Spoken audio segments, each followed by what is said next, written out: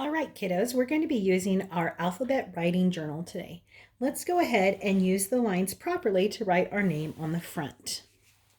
My name for our work is always Sample Student.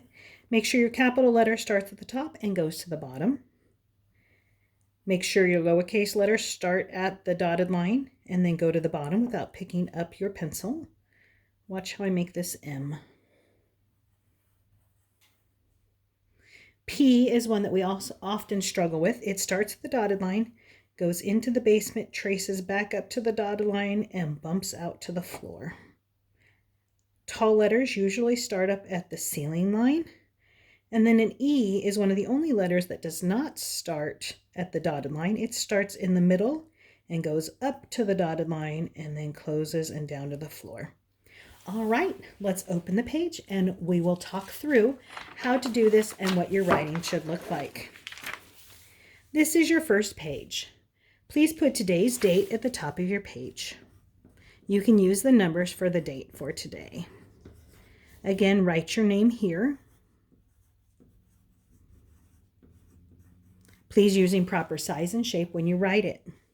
Then you need to circle which day it is. Today for us is Monday. Now we're going to look at the letter A. This is an ant. This is an apple. This is an acorn. And this is an airplane. You're going to draw a picture of something that starts with the letter A. You can choose one of these or you can choose something on your own. For instance, I might choose to draw a picture of an ape. I'm not going to make you wait while I draw that, but we'll go ahead and we'll work down here. For those of you at the basic level, you can choose one of these things to put into the sentence. A is for ant. Remember, A starts at the dotted line, comes down to the floor, closes, traces down to the floor, and kicks out. N starts at the dotted line, down to the floor, traces back up to the dotted line, and down to the floor. T, one of the only letters where we pick up our pencil. It starts at the top, comes down to the floor, and then we pick up our pencil and we cross at the dotted line. So the basic of this lesson is you can fill in the sentence using one of these four words. A is for ant. A is for acorn. A is for apple. A is for airplane. And then put a period at the end of your sentence using proper size and shape. For a challenge, you're going to think of things that are more complex. So I might say, A is for alligator. And if you're not 100% sure how to spell it, go ahead and sound it out the best you can. I might even go a little bit further and make it more challenging and say A is for alligator ankles. So you can add more than one word. You can add words that are more advanced than the ones that are on the page. I could say A is for aggressive. I like that word. Aggressive apes. Make sure whatever you're doing, you're practicing proper size and shape, and you are ending your sentences with a period.